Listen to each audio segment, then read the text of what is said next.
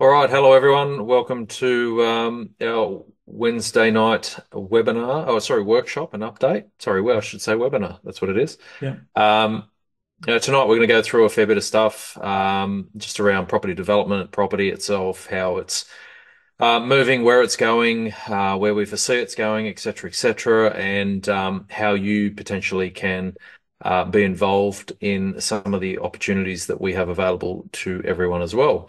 Um, it is interactive. I do like to get everyone's, and thank you all for commenting already. I'm assuming you can all hear me okay. If you can't, just put your hand up or throw it in the text. If you've got any questions as we go, feel free to just pop them in the text in the chat there, and we'll ask them as we go. But what we're going to go through tonight is just the property market predictions for the rest of the year, 7 hottest areas to focus on right now and why, what makes a great property investment, finding distressed sales for creating instant profits. That's what we specialize in.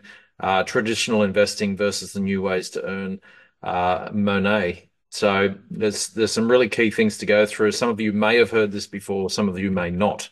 But again, don't be afraid to ask any questions. There's no such thing as a stupid question. Generally, what happens is whatever you're thinking to ask, generally about 10 other people are thinking the same question. So Yeah. please don't hesitate to ask. Cool. All right. So first cab off the rank, Trent. Property market predictions. I know there's probably one or two people that were on the call last week, but we do have Yep. some new people on the call. So what are you seeing happening at the coalface in regards to the market and what's going on for the rest of the year? More importantly. Yeah, so the top end of town's still powering across. We're seeing a lot of liquidation sales come up, and that sort of leads down to that fourth point, specifically around development sites. Funding is getting harder, but the market is remaining quite buoyant, which is interesting. We expect that to happen all the way through next year, and moving forward. Some are predicting a rate cut. I'm not. But I think the market is moving in the right direction for the time being, as per the normal cycle. So it's the cycle is the cycle. It's the 18.6 year cycle. We are heading towards the end of that in late 25, early 26. So we shall see what happens after that. Excellent. And you talked about the cycle. Obviously, you're talking about the property cycle. Yeah. And I don't want to kind of go off topic, but in less than a minute, for those that may or may not know, do you want to just quickly go around the property clock or the property cycle for everyone? Yeah, typically, as I said, it lasts 18.6 years. So from a downturn to the next downturn, it generally is an 18-year turnaround. At the moment, we're in about year 15. So it's just a matter of process. It will do what it's going to do. No one can stop it. No one can change it. It is a factor of what goes on. But it really leads down into right now, there's some tremendous opportunities available to get in, get out relatively quickly. And that's sort of where we come into the mix versus your traditional property investing, buy and hold long-term stuff. If it were me in that section, I'd probably be selling a few and just sitting on the fence and waiting. But in my game, which is development, it's a really good way to get ahead right now because it's in that realm of, as I said, we're seeing a lot of mortgagee in possession and liquidation sales come up. So we can jump in, get them done, and move them on relatively quickly for that process. Excellent. And you spoke about distressed sales, mortgagees in possession, things like that.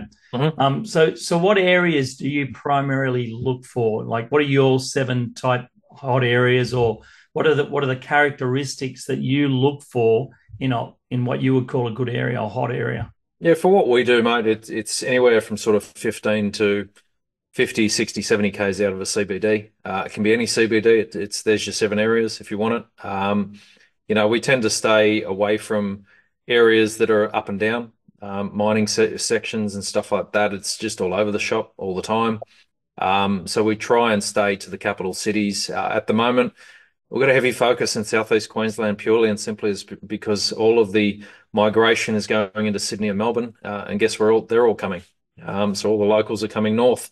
So Southeast Queensland is got a huge opportunity. Obviously, the Olympics and God knows whatever else, but the markets there are being quite buoyant. From a point of view of what we do, which is light industrial, you can see behind me, self-storage and land subdivisions. look, at the end of the day, the toys keep growing. People need places to store stuff, and that's why we continue with what we're doing. In the regions, Perth's really hot right now.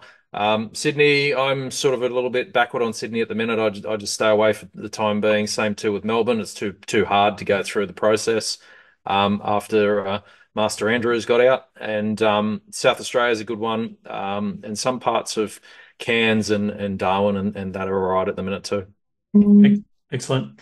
Now we're just letting a few people in, so All good, if you're in, just make sure you mute yourself as you come on. please. Yeah. Yeah, undo your open your video up, but just keep your mics on mute. That'd be great. Yeah. Now, Trent, you spoke about the shed behind you, or Yep. the storage shed behind you, industrial light. But what else makes a good property investment? Obviously, four walls and a roof there behind you, but what else do you look for? For us, look, it's pretty straightforward. I look for something that I can essentially buy one property and split it up into 30. That's essentially what we look for. But a great investment can be, the traditional investment as well. You buy and hold, and cash flow is always king with everything. So, if you're buying in that level, that's something that you can do well at. You got to buy right. That's the key component to everything. You always make your money on the purchase, never the sale. If you're trying to make money out the back and you buy too high, you're obviously chasing the return all the time. So it's buying the right property is the key part, and it depends on what you're looking for as well. This is not talking about your own home for obvious reasons, but a lot of people invest in warehouses like this now because the returns are sensational and the growth's fantastic as well. So yeah, a couple of things jumped out there. Firstly, you're not buying your own home. So, Yeah, when it comes to property, people tend to be very emotional when it's their own home. A partner could be involved, wife, partner, significant other. female buys the Um, home, full stop. Female buys the home, right? Don't So, even but don't even question it. The amount of but agents I've seen talk to the male and not the female, I'm just like, it's a cardinal mistake right there. yes, yes, that's right. I'm sure all the males are nodding their Yeah, heads yeah, just quietly. But how does that compare with you're talking about finding these distress sales, and yeah. creating instant profits? Like how do you, as someone that's been doing the many millions of dollars of projects that you've been doing, Yep. how do you get to a stage where you emotionally detach yourself and know that yes, that's it, without getting emotionally involved? You know what I mean? I was fortunate never to be emotionally involved, mate. I never got emotionally involved with property. It was always a tool for me. Whereas my wife is completely the different, completely the opposite, and that's cool. She is that way inclined, and she looks at a home, for us to live. So it's a good balance there. But yeah, from an emotional point of view, you should never, you don't want to buy around the corner from where you live. Typically, it's not generally a great investment. It can be, but most times, and I'm talking 9 times out of 10, it's not. There'll be other avenues to buy into a market and get in. I've bought a lot of sites unseen and still do. One of my first properties I bought in the Coomera region on the Gold Coast. I didn't see it until I sold it actually. So Yeah, and made an absolute fortune out of it. So you've just got to make the numbers work in your head, and get the right property and try and take the emotion out of it all times and just look at it as a business deal. That's what it is. excellent. With respect to finding distress sales, that's a little bit harder. We typically get given those because what happens is, liquidators talk to accountants and solicitors and stuff like that, and then they'll reach out to us and say, "Hey, we've got this coming up. Do you want it?" And that happened with one of the properties that we'll go through tonight. The chap died. The family didn't know what to do with it. We got it at roughly about 60% of its value. And that was straight on the end. We didn't have to put a lot into it because we were able to get the higher value out of it straight away. Excellent. And traditional investing, things like negative gearing, buy, hope, and holding, as you call it. Yeah. How does that compare to, these newer ways to manufacture profits and earn money from property? For me, it doesn't. But I've been doing this for a while. Traditional investing is great for starters. To get a couple of investment properties and grow and earn, to grow your wealth and do those type of things. But you're typically waiting for, and that's why we say the buy and hold and hope strategy. And traditionally, property has always gone up, and that's fine. GFC was a bit of a change to that, and so are a few other times. So, we don't wait to create our growth. We create our growth by manufacturing extra properties within one. And that's why I said we typically look for something that we can buy and deliver 30 different warehouses on that one property. Excellent. So our growth might be down to anywhere from 12 to 20, 18 to 24 months. We know we can guarantee what our growth's going to be or what our return's going to be over that period of time. Excellent. All right, very good. Sweet. So, most frequently asked questions next. Now, Trent, these are some of the most commonly asked questions people ask you. Yeah. They ask James on the calls. I've been asked the questions myself on calls. So we like to just go through them. As we said at the start of the call tonight, very informal, casual type podcast style interview. So any of these questions spark any sort of interest to anyone on the call, just jump in straight away. We rather you ask whilst we're on that question. That'd be 100%. fantastic. Yeah. So first one, Trent, what does it mean to be an armchair developer? It's a term that we throw around a little bit on our website and some of the emails we send out.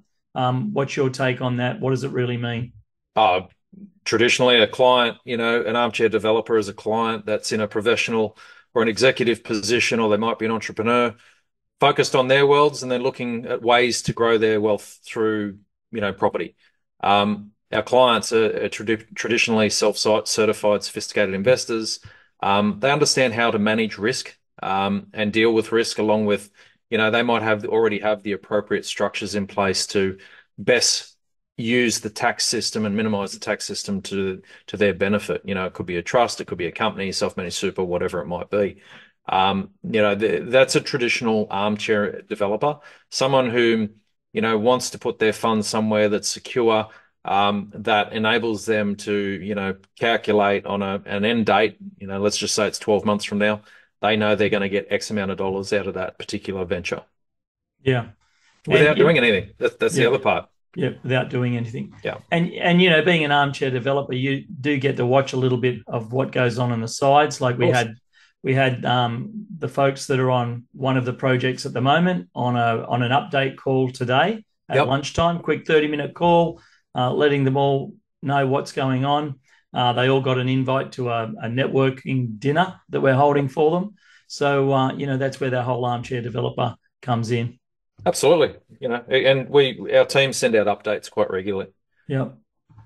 Now, the next one that we get a lot of is, do I need to become a real estate agent, buyer's agent, or hold any sort of property license or investment, license to be part of all of this? Short answer is no. You know, uh, Clients or shareholders or equity partners, whatever you want to call it, it's all the same term. They're not required to do anything. As I said, they just buy shares into a specific venture, and we do all the work for them. That's why we call it a not lift a finger scenario, or not lift a finger income. It's about working smarter, not harder. And there's an old saying: "Was 50% of something's better than 100% of nothing." I That's good. term that quite normally and regularly with what I do. Excellent. The next one, what types? You've already covered this, but there's a Yeah. couple of people that joined in late. So, what types of development projects are available? For us, typically we look at light industrial, what you can see behind me here, four walls and a roof. Self-storage facilities and land subdivisions are typically what we look at. And that means you can be part of these type of things. You can have ownership in it, being acquiring stock at the end of it. It just depends on where you want to go, what your end goals are at the end of the day. And part of being the armchair developer is, you can earn profits, as we keep saying, without doing any of the work, or my team do the work. I always look at it similarly to, a heart surgeon or a brain surgeon or stuff like that. For me to go and do that, I'd have to go and spend years learning it, number one, and then practicing it, number two. So you're going to be in for 15 years or 20 years before you're going to get to that stage. It's exactly the same in this field. We've spent the last 25 years, myself and my development manager have done it. We've been through the ups and been through the downs and learnt from other you know, people who previously did it and were successful at it, and we just apply that same knowledge to what we do, and our clients and our equity partners and shareholders get to benefit in that. And one of the great things there was Mm. you mentioned the options. So, as an armchair Yeah, developer or as a shareholder on a project, they actually do have various options available at the end of the project, correct. don't they? Yeah, yeah. Look, it's look. A lot of people come in and just want the return, and that's fine. But you can. There is a facility within the deeds that we have, which is it's called a convertible note, and basically what that means is, we get a lot of self-managed super funds that come into this sort of stuff, so they can actually acquire some of the stock out the back. For those who don't know, you can legally rent back to yourself in a self-managed super fund. So, you might need it for personal use, or alternatively, most of the stuff, particularly the stuff behind me, typically averages at about a 7% net return. Whereas the average investment property, you're fighting to get 2.5 to 4%, is pretty, that's pretty normal depending on which city you're in. So, these things work really well from that perspective. The tenant pays for all the outgoings as well, which is one of the other reasons why we love these type of things. Yeah, Boring, but boring. it is what it is. My And wife doesn't like it, but that's all right. She does her and thing. and the tenants, like you said, they pay for a lot of the stuff, Yeah, and or most often they take better care of it because they're running their business. They got their stuff in it, right? absolutely. Versus a residential where they don't really think about it. It's like a taxi mentality, you know. Yeah, well, you can. I mean, I've had seen tenants build the mezzanines for the Yeah, owner. So the owner's getting extra benefit for no cost. There's all sorts of things that they do. Some of them leave car lifts. There's one just over here yeah, to my left. They leave lifts, they'll leave machinery and stuff like that. So you can actually benefit quite greatly out of it as well, with people, getting out. It's just the way it is. excellent. Okay, next one. Do I need access to capital, equity, or cash to get started? Yes. Um, Reason? Because developments require funds to fulfill them. Most of sophisticated investors and clients we have at least 200K or more to transact with at any given time. There's an old adage, money makes money, um, and can do so via any entity that they choose, whether it be a company, a trust, self-managed super fund. They can do it in their personal names, their wife's names, their auntie's names, whatever it might be, whichever they prefer based on their individual situation. Excellent. And what kind of returns is one we always get asked? Yeah, look, the minimum we see is about 18% per annum. That varies, but traditionally, we sit around that sort of marker. So, if a project takes 2 years, double it. That's the way it works. Excellent. And how much is borrowed on each development project? This is a good one. So, as a group, we typically buy the land outright, and fund the construction component. Now, that typically will be around the 50% LVR marker. And with our equity partners, the blended rate, which means the funds that you're putting in plus the funds that the funder, the bank's putting in, doesn't generally exceed 65% LVR in full. So that's buying the land outright and funding the construction. We sell off the debt as soon as possible through pre-sales and all that. And I know that's a further question. And Then we have the choice of how we choose to refund the equity partners. It can be via sale, it can be via refinance, or as we said, ownership, of stock ownership. Excellent.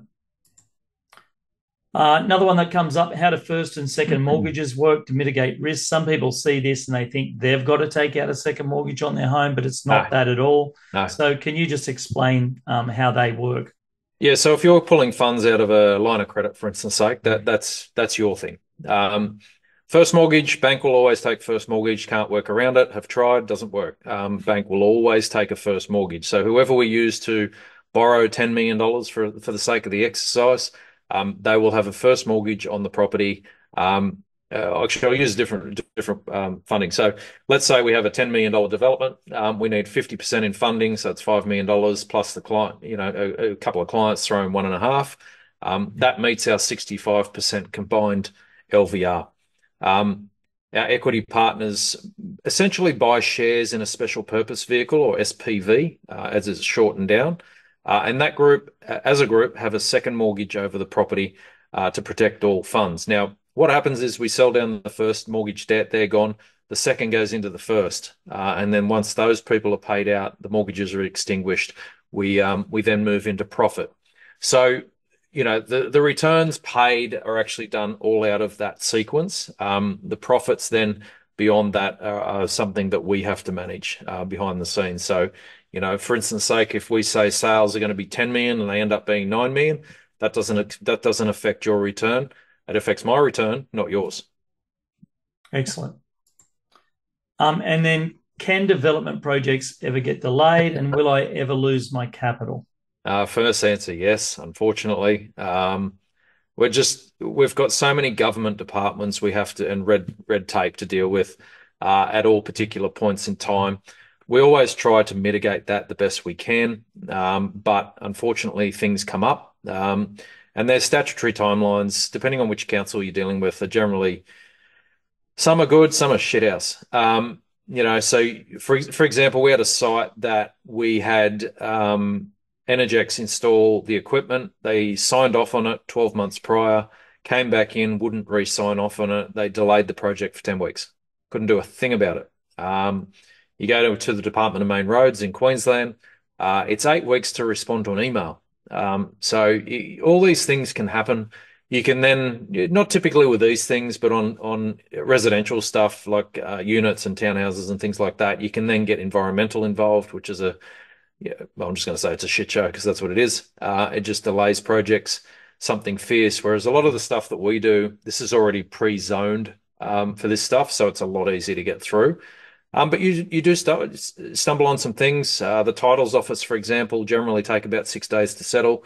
They were out to 18 days not too long ago. These things happen. You just got to work around it. There could be a bank that delays it. There's all sorts of avenues that it can happen. But we try That and mitigate that as much as possible. Yeah, and Um, that's part of having the right mentality when people come in, right? of And course, that's yeah, being a self-certified, sophisticated investor. People know and understand that this is a living and breathing thing. This is a project. It's got its own legs. So yeah. all of those things come into play. And they're all different. Yeah. Like for example, one of the sites we've got at the minute, it was delayed nearly 12 months in getting off the ground. The previous developer who was doing the land subdivision copped rain, he copped environmental, he copped all these things and delayed the project for 12 months. We got on site and are up and running at the minute. Now it's 6 weeks ahead of schedule on the build. So we're making some of that time back up in that space. And things like that happen all the time. The second answer to this is no. I'm proud to say we've never lost a client's money and certainly not about to start. Excellent. That all comes down to the mortgages and the gearing and all the bits and pieces around how it's structured. Okay, very good. Thank And you. who manages the project? Look, our team do that again. We've got our permanent staff, myself and Matt and Carmel and a few others that control a lot of this. We've probably got more than 50 consultants on the books at the moment with billions of dollars of experience and certainly hundreds of years of experience worth of projects under their belts. So again, just going back to what we were saying before, if I was to become a surgeon, for instance sake, to gain the knowledge and access and all that sort of stuff would take me years. And it's taken us years to get to this point where we are now. So, to have that team of experts around you is critical. Example, I'm looking at a site on Friday. I was able to pull five of our services teams into doing a site meeting off the cuff, like just out of the blue. So it was just, we have the experience to make the phone calls and do what we've got to do at the right time and who to place in what spot. Excellent. And you mentioned Matt there, and we've Yep. talked about Matt before on different webinars and Zoom meetings, and he's Yep. just a great negotiator, isn't he? He's like one of the best Understatement of the negotiators, century. and Yep. guys that I've ever seen do that sort of work is unbelievable. He's phenomenal. He's Yeah, 6 foot 4 teddy bear, but holy heck, he's good at what he does. yeah. He was telling me the story of how he learnt it the other day, and it was impressive. Yeah. But he strings things out, and I wouldn't want to be the seller. Yeah. On the other Um, end. Yeah. it's just shocking. The some of the stuff he gets through, I just laugh. I just think, yeah. And we're the total yin and yang. Like we just balance each other out perfectly.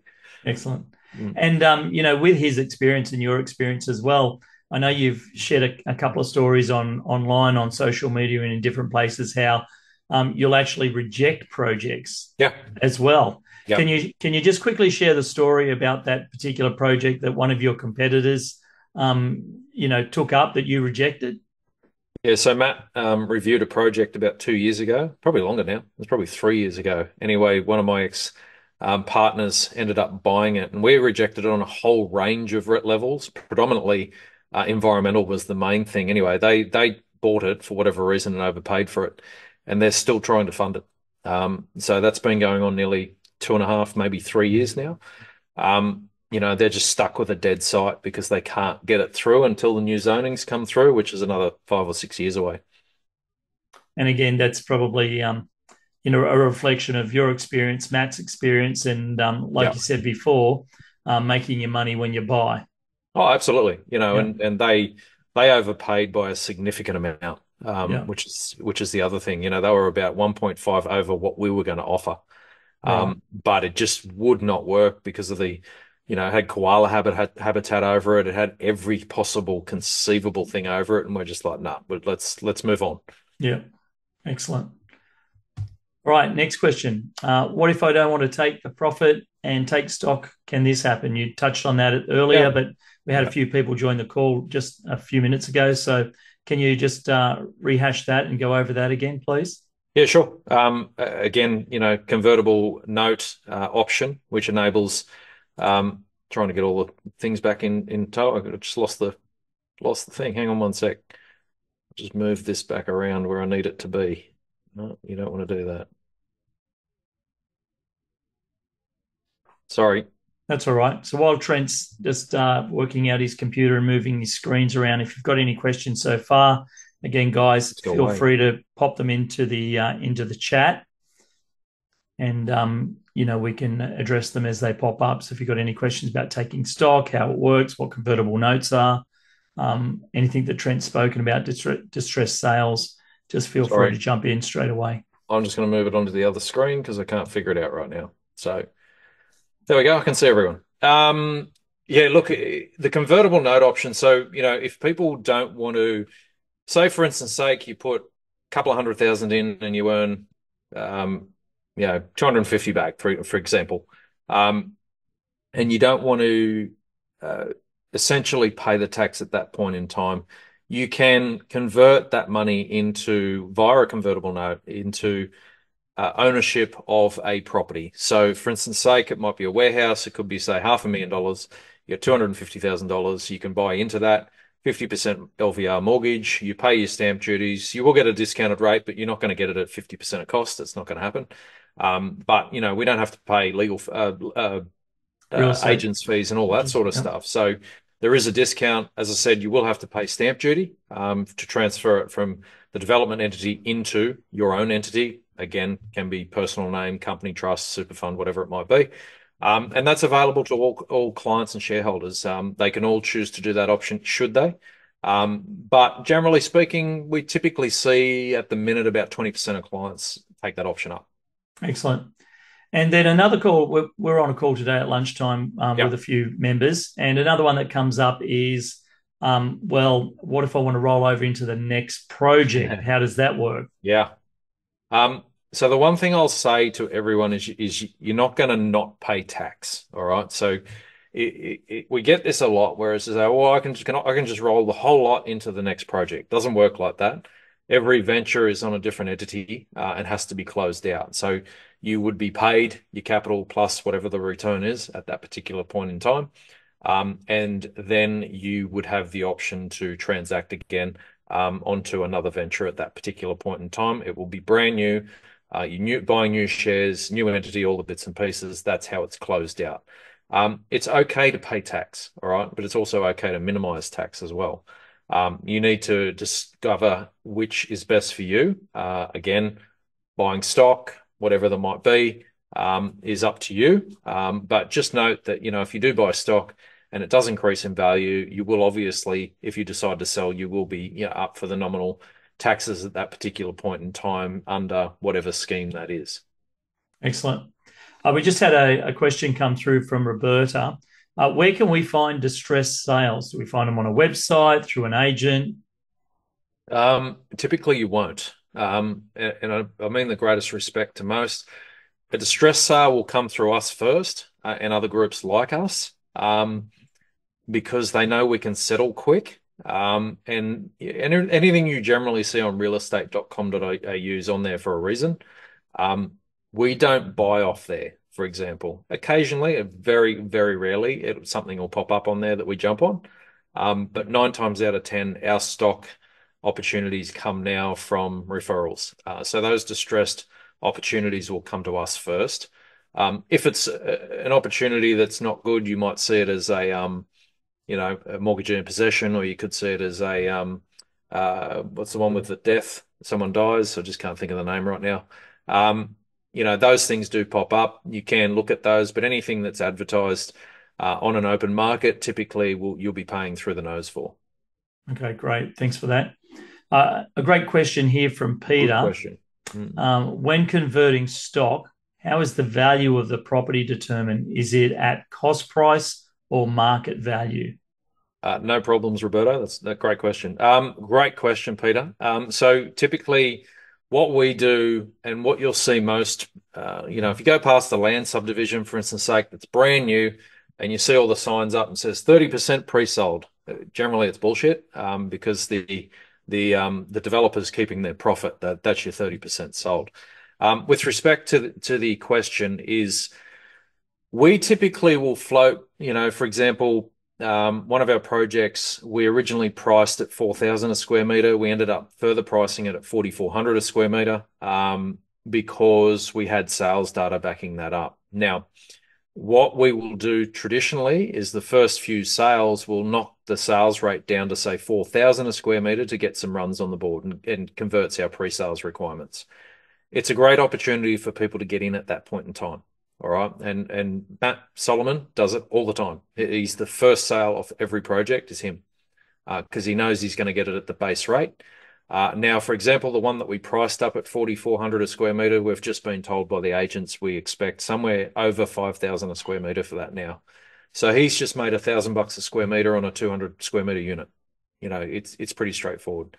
So whenever you secure your stock, be it early, through the middle, or whatever, will determine the rate. And that's how it comes through. So what happens is we knock a few over, we'll up the rate. We knock a couple more over, we up the rate, and we just keep progressing up. And it happens all the time. So you might start at 4,000, get three away, go to 4,200, get three away, go to 4,400, and then start pushing right up from there. Because once we hit our pre-sale requirements with the bank, we don't list anymore for sale. So all it does is just pushes the values straight up. Excellent. Thanks for That's how the that. value is determined. Yeah. Yeah, Peter said, thanks, Trent. Not a worry. Yeah, good question, Peter. He's got another one here. Do you have a listing of projects in the pipeline and associated returns for each? You'll see it in a minute. After the Q&A, we actually have something we can show you, one of them right now. Cool.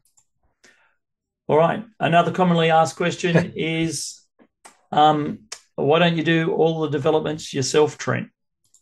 We do, but unfortunately, we can't do everything. And it's why we offer these services. We've offered them for a while now. The other reason we offer the service is people either don't want to or don't have the time to do it themselves, and look for people like us to work with. And as I mentioned earlier, 50% of something's better than 100% of nothing. So, for example, that's from our side, as well as I have the capacity to run a certain amount of projects per year with our current group. And I have the capacity to do a certain amount of projects privately per year as well. My wife's doing a fairly large, extensive renovation at this point in time, in addition to other things that we're doing. So, there's always opportunity within opportunity. So we do what we want to do. But we also offer the service where people can come and join in as well.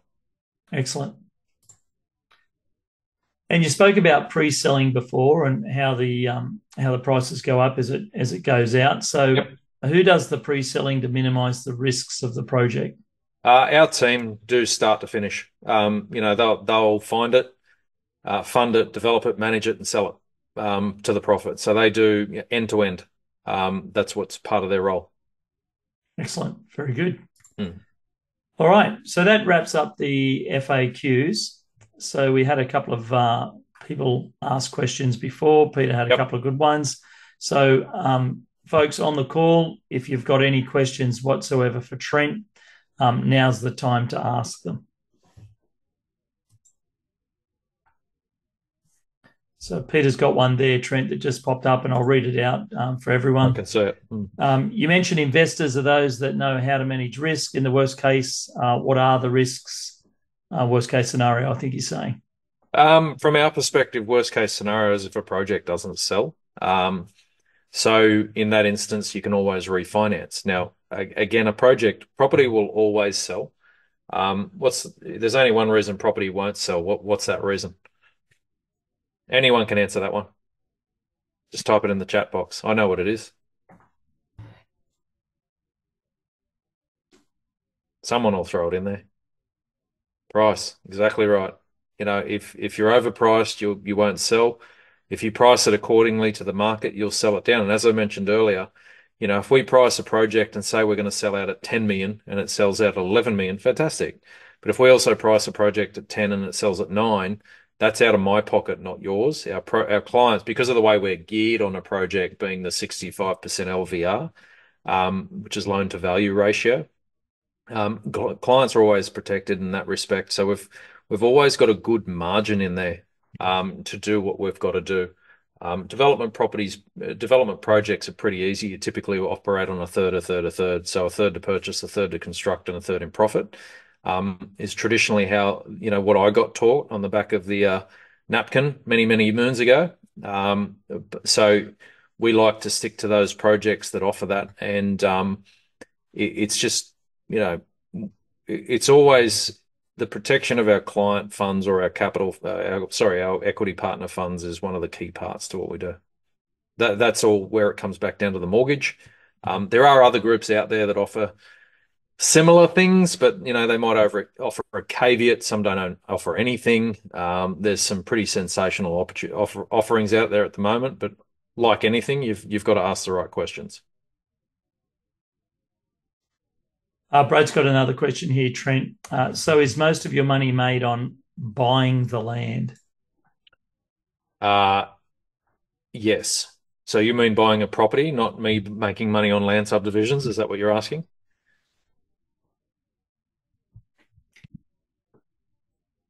Yeah. Yeah. Yeah. You always make your money up front because if you buy it, say say you pay $2 million and it was actually priced at $1 million, then you've got to chase $1 million out the back. And 9 times out of 10, you'll never chase it down because the market won't move that fast. If you know what you're doing, you can, but it's hard. Like it's one of those things that you can never really gain momentum on because you're always fighting an uphill battle. So sometimes, and we see a lot of ventures come across our desk at all times, and it's one of those things that you could jump at everything, but you really cannot because we're good at what we do. I've done everything from, and so was Matt Solomon for that reason. We've both done land subdivisions, townhouses, units, houses, house and land only. We've both done aged care. So we've got a plethora of experience. Light industrial, which is my favorite. I just like it because it's easy, but I still like doing land subdivisions as well because they're quite easy. And self-storage. Haven't tried my hand at shopping centers, but have no real need to. So I know there's a lot of money that can be made in that sector, but I really don't have the desire or ambition to go down that path. Excellent. And speaking of projects, or Peter's got another one here, but are the agreements contracts drawn up independently vetted to ensure that JV partners are protected? Yep. Been through it many, many times. It's the same document that we've revised and revised and revised to make sure it's fair for both parties. It's not just a single. It's got to be fair for both parties involved. There's nothing worse than getting into a contractual arrangement where it's heavily one-sided. So we've got to make sure that we hit key targets, and obviously your funds are the things that we always wary of. No one likes to lose money, including myself. So they're done as such, as I said, where you buy shares into a special purpose vehicle. It's typically a unit trust. There'll be a set criteria of clientele on that. Once that's sufficed, there's a joint venture, loan agreement, whatever you want to call it, it's all the same thing. There's an agreement between the two groups where you all as a group have a mortgage facility over the development itself. So then it's mine and my team's responsibility to make highest and create a site with its highest and best use at all particular points in time, and to ensure that we're doing the right things at any particular point in time. That's part of the agreement. Excellent. Great question, Peter. Now, Braid's got one Yep. as well, just to give you a bit of a break there, Trent. Braid's is, so how far in front do you land bank, or is it more of an opportunity at the time? In other words, do you hold land? Both is the answer to that question. So we do land bank. We've got stuff that we have and sit on for a bit. At the moment, again, look, we don't really need to because there's so many opportunities sitting in the wings, and pretty much we can get whatever terms we want at the minute because we're one of there's not a lot of competition in the space that we're in. So we're one of a few that are consistently pushing forward with what we do. And, we're able to get, and this is where Matt Solomon's negotiation skills come in. We can negotiate a 2-year settlement on some of these things. So, we've got things lined up. Yes. Do we need to settle on them now? No, because of the terms of what's going on with them. We get some pretty favorable terms at the moment. That wasn't happening through 2020 and 2021. So that's just come back into play. So through that time, we were having to fight for terms. So we always know where the market is just on that. And another big Excellent. thing is funding. Like one of the funders called us the other day, said they're sitting on, pretty sure he said $800 billion at the minute that they need to get out. What have you got coming up? What can we fund? What rate do you want? Was the question we got. So we can pretty much dictate which way we want to go at the present time. Again, we're not going to do everything I don't want to. I've got young kids. I've got a car collection behind me. I like toying in the shed. I don't need to do 10 billion projects right now. That's not the way we operate. I don't have the capacity with team wise or want to do that either. Excellent. Peter's got another great question. What are the additional costs for JV partners to set up investment vehicles and structures? So for an individual point of view, if you want to set up your own family trust or self-managed super fund or all that, look, you'll have to consult an accountant or a financial planner. My understanding is, most entities cost about $2,000 to $3,000 now, and then whatever time they put in it. So if you budget 5 grand, you'd be more than covered, depending on how many you set up. So you could have multiple. So it just depends. From the perspective of the venture. So if you're buying shares into a venture, it's you pay a fee of 3,499, and that covers the costs of the legals, the accounting, the company and trust setup, all the registrations, the ABNs, things like that. Plus, you get your share certificate. That's all covered in that cost, and it's done on a per venture basis. So you're buying your spot or position into that particular project, and that's what it costs. Excellent. But once And you're set up personally, you typically will revolve and use that thing ongoing. while you're talking about that, Trent, do you want to bring up the current project, and I can bring Yeah, up the Wacol PDF as go well? for it. Yep. So that's the current project, but we've got an IM here, which is an information memorandum, and you just want to walk the folks through this, Trent. Yeah, so on IM, information memorandum, pretty straightforward. You get pretty pictures and all the the overview of what's going on. This particular project we've owned for about 12 months. We're about 12 months off completion. We're inviting people to come into this particular venture, should they choose to, via that special purpose vehicle where you can buy shares into it. Um, you know, we're expected to, or we are actually in the process of tender at the minute for the construction and civils. We are expecting to turn dirt next month, early. And completion, we're expecting, roughly it'll be 8 to 10 months on the build contract, a couple of months in council. So June 2025 is the expected completion date on this. But within an information memorandum, it's pretty straightforward. You get a lot of information on the area, what's involved, why, etc. And as Cam keeps scrolling through this, sorry, I was trying to say scroll and Cam at the Yeah, same yeah, time. This is the stuff that we get from developers and agents and stuff like that. Why we invest into specific areas. 5 billion, for instance, sake for Brisbane Olympics. 18 billion for inland rail project, motorway to Ipswich. All these things come up. These are the things we look for. Major SEQ infrastructure. You can see all that. Defence contracts, blah, blah, blah. It keeps going. Inland rail, etc. keeps going. Location overview. We're about 17 k's from Brisbane CBD.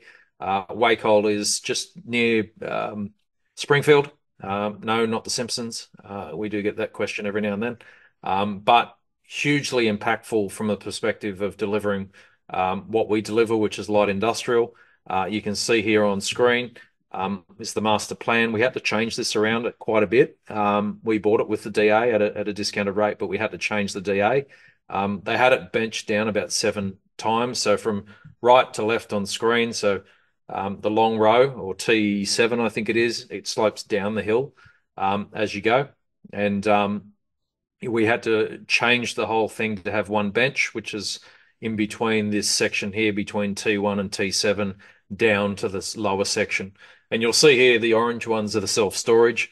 The blue, light industrial. We're actually changing the top deck here. That's all going to be self-storage, being the T1 to T7 gates, all the bits and pieces, and then we'll sell that to a storage facility.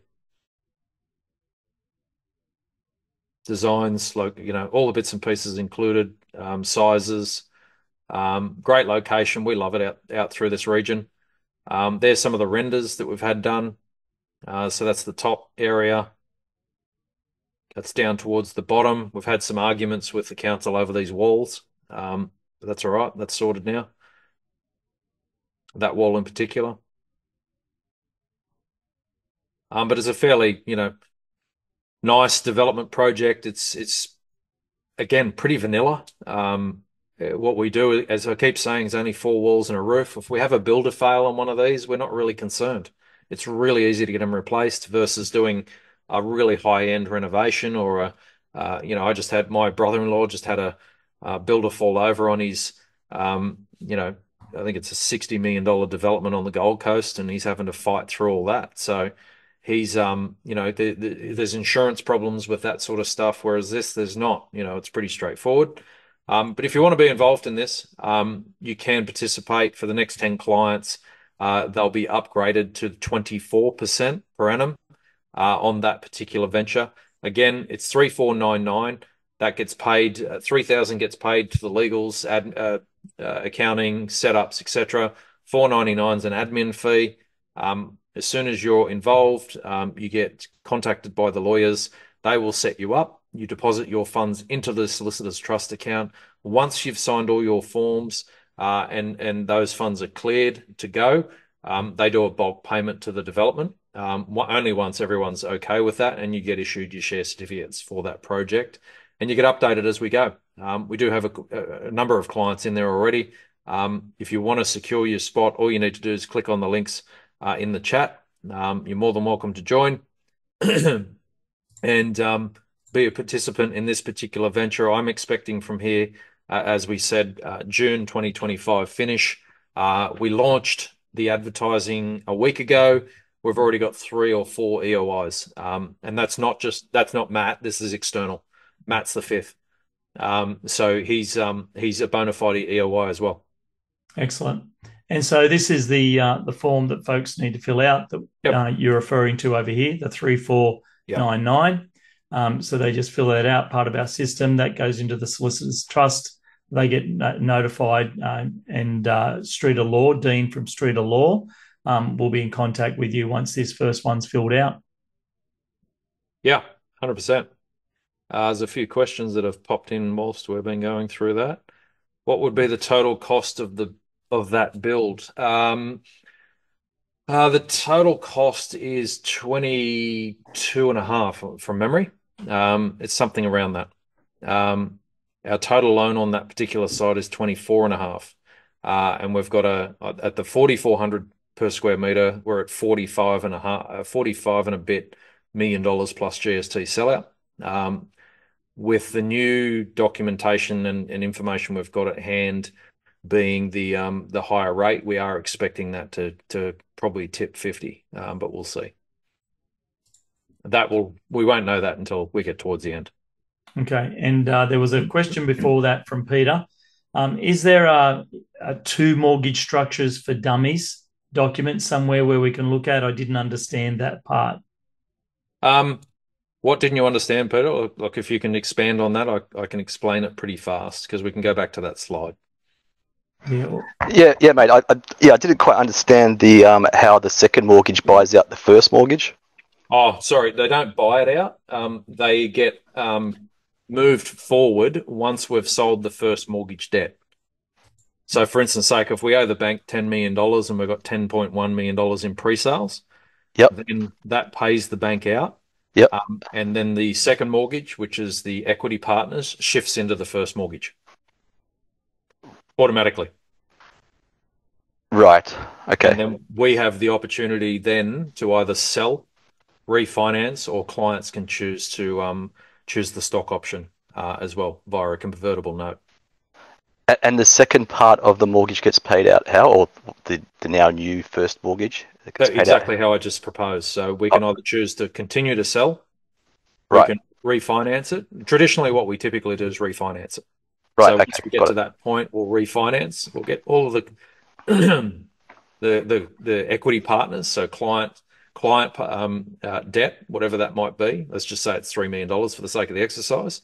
So we'll get a refinance on that particular project for the 3 million plus the return. 24% over the. You can do the math. I don't have a calculator right in front of me. So whatever that amount is, let's just say it's 4 million for the sake of the exercise.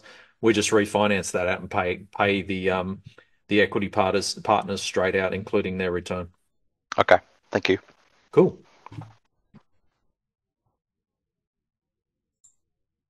Excellent. Is there that last question by Greg? Yeah, so Greg's got another one here. Is that fee the cost for documentation? So he's talking about the 3499, the legals. Yep. Paid before or after documentation is disclosed to investors? And what is the thinking behind raising funds privately as opposed to using the fund manager you mentioned who has billions to unload?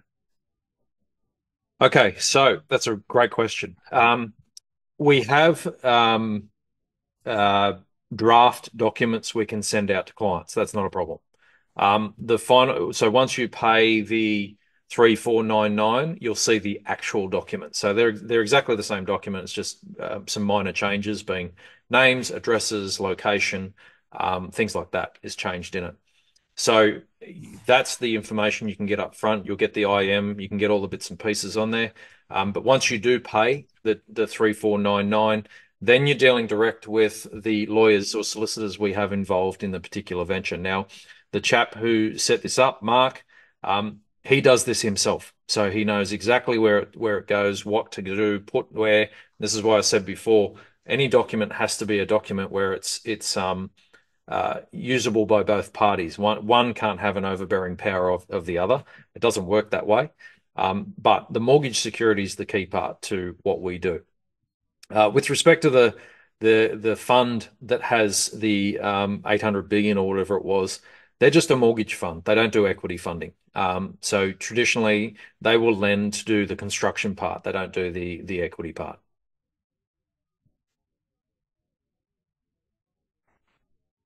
Yeah, and I've just sent Greg an email there, Greg, in the message. So Perfect. if you want a draft doc, just flick me Please an shout out. email, Greg, and I'll get it over to you, mate. Perfection. Any other questions?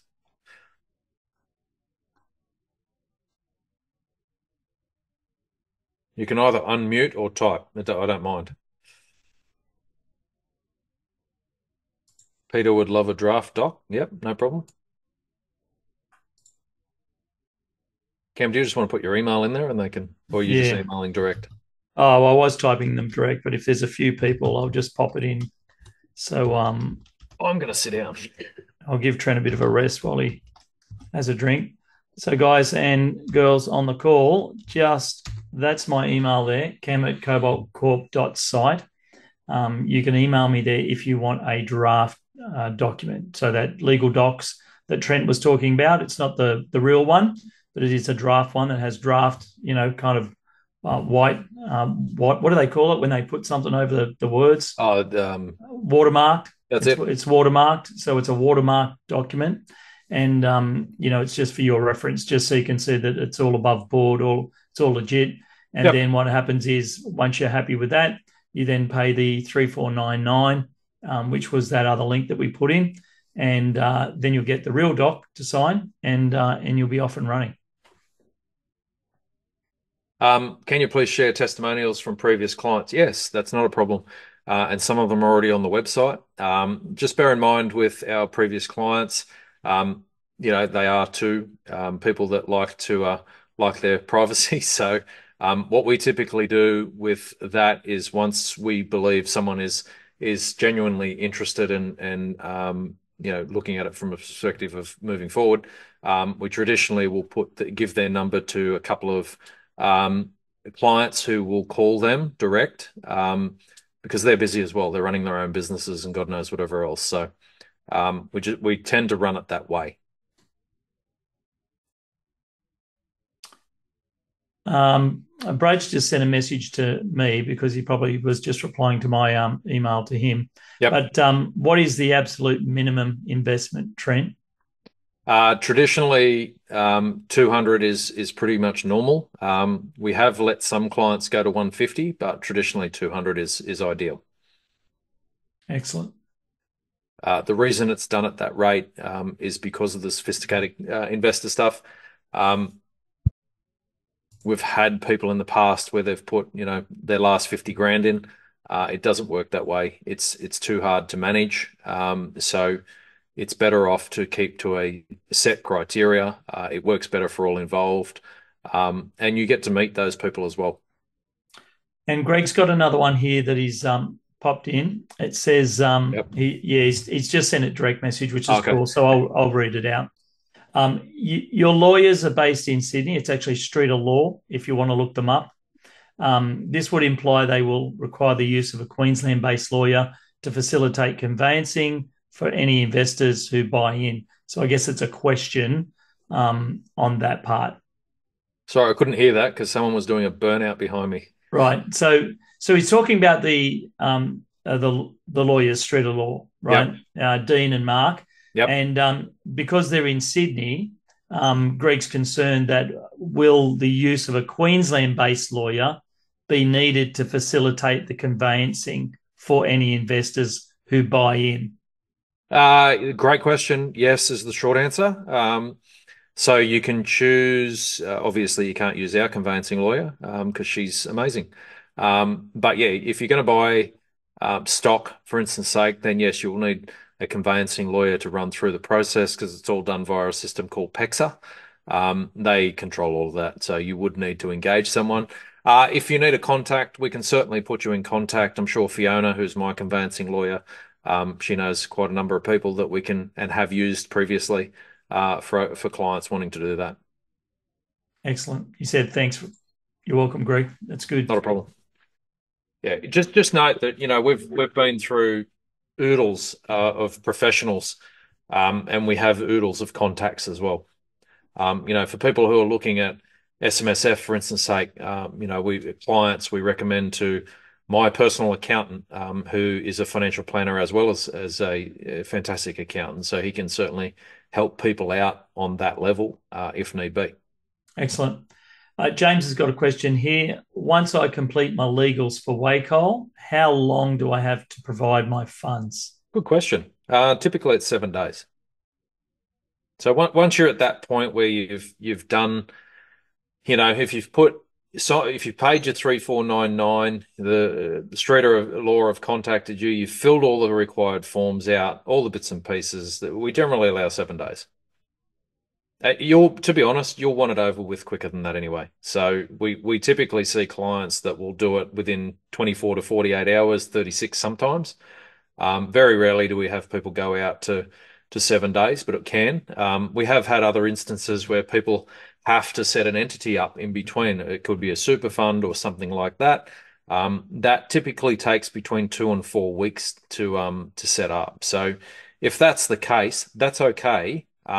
It's just a matter of getting onto it. You can still secure your spot in that particular venture. You just need to let us know what you're doing, how it's done, and who you're engaging with, and then we can work together to get to the final countdown. Went through my head just then. Yeah. But we can get to the final bits and pieces and get it all squared away. So it's entirely up to you, that side of it. But yeah, it just depends. Yeah, we've had a couple of clients and members who have sold houses. They've Yeah. had other investment properties, come to pass and had funds released. And so they were, 7 to 10 days away, and that's not a problem. Once you Yeah, get your legals, you're yeah, whatever off it and is, it running. is. We just work with them accordingly.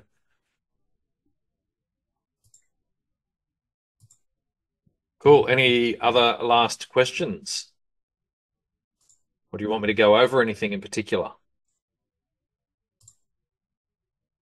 And while people are thinking, I'll just pop the form in there again for the legals. So that's the legals checkout form. When you complete that form, what will happen is you'll actually be taken to the Street of Laws page. So they've set up a page where on the next step past that checkout form, you'll be able to access straight away the legals form and the legal docs that you'll need to complete for Street of Law. Yep. Now, Greg sent another one through here. He said, is there a flow chart of the structure you'll be using for Wacol? Solicitors have that.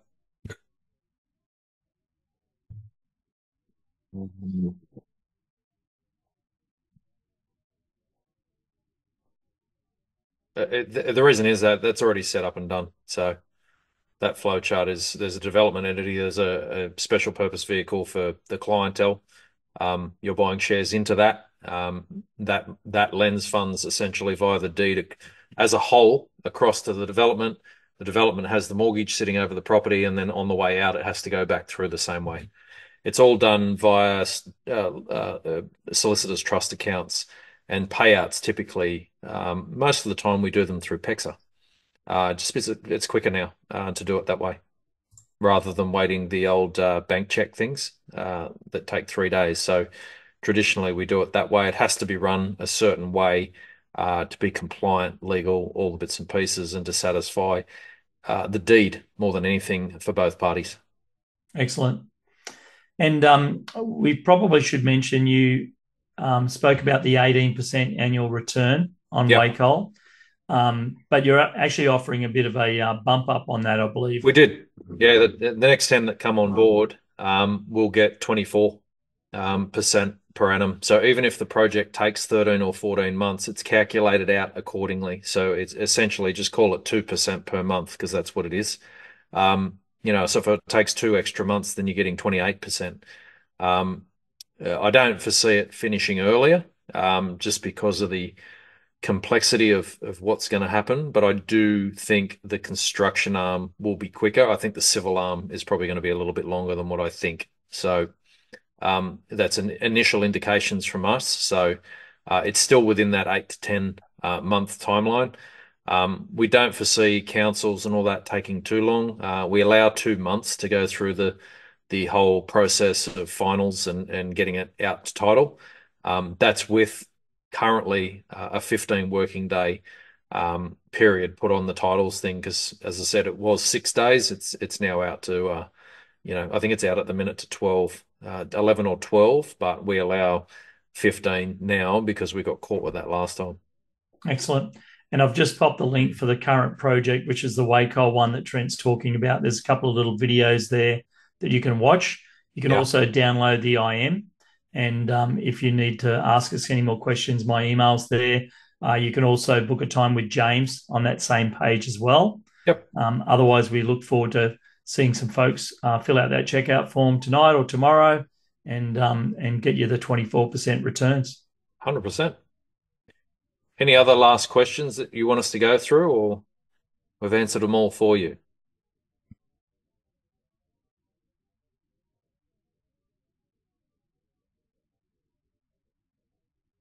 You can unmute if you want to as well. There's a couple of familiar names on the screen.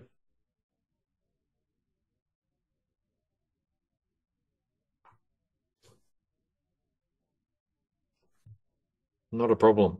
You're welcome, Peter. Thanks for the questions, Peter. I really appreciate it.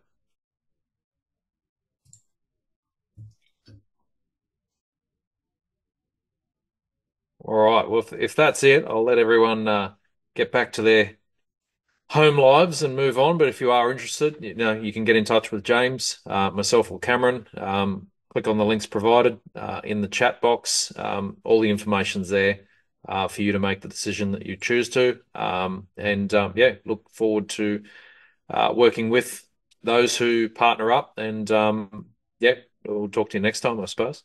Excellent. Thanks, Trent. Thanks Thanks, everyone. guys. Cheers. Bye bye.